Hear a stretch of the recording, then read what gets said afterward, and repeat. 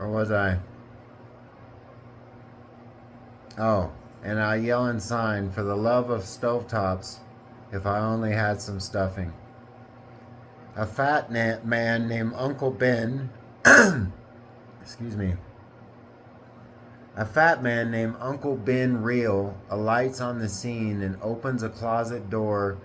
revealing the blue, red, silver, and black gore inside. A machine, living, conscious, all tore up, its wires hanging out, pouting, shouting for help, malign, tormented, happy, at play, fun, gored,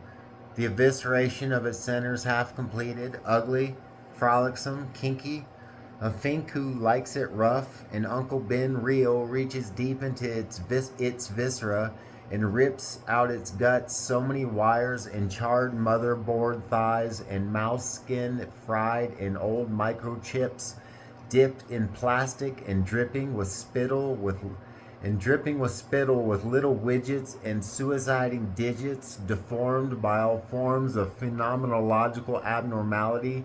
For here in a display of great dignity, I see the font from which this thing called technology springs, the impetus of vegetation, its lawlessness within structure, its rapid aggrandizement, its gradual perfection in space, its rapacious aspect that conquers all territories and breaks all bounds, bounding free of man in one grand convulsive lunge, the leap of being seething with animal heat in the vast parabola of its schizophrenic flight through eons of freon eternities, green and yellow emptinesses buttressed with nebula quinine cocktails, isotope impaled.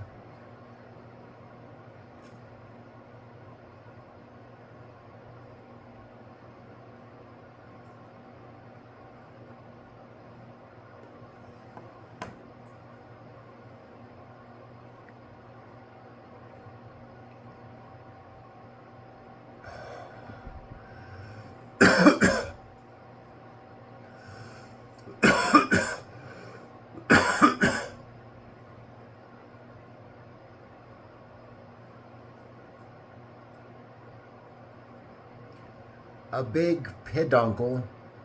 hanging from Uncle Ben's nose does not fall to the ground as with manful hands gripping he seems somehow to unzip one of the prosthetic legs holding up the bed, sick with ailments of strange starvations,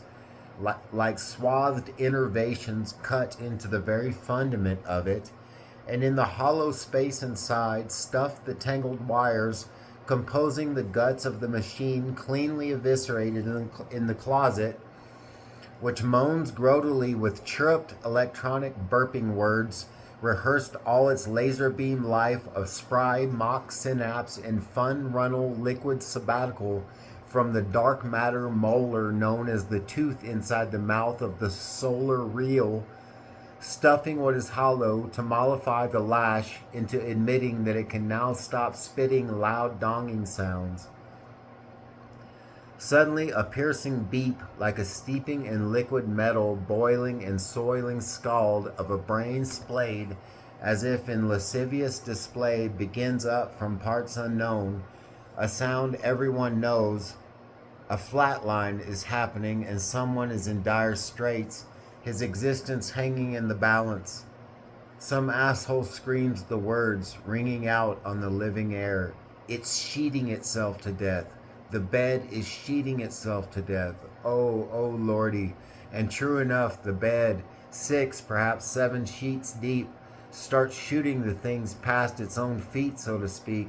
the foot of the bed being the launching pad for these sheets shot against yonder wall, and a great wail of lamentation comes from a place inklings ago, and just always up ahead of lunatic yesterday, looking backwards at itself, over its moldered shoulder, resounds like a call note over an abyss, and I'll be dogged if a beeping, that hard leaden line of sound red and gruesomely extended, the flat lining of a bed sick too long, dying of starvation, it would appear,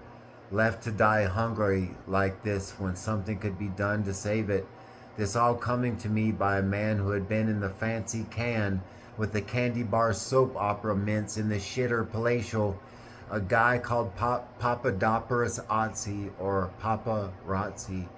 He's been in one room all along with a throng of cameramen filming the whole thing as an infomercial for baloney for sick beds. It's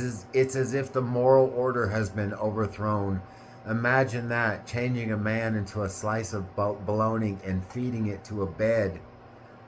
That's a whole other story. Take it slow.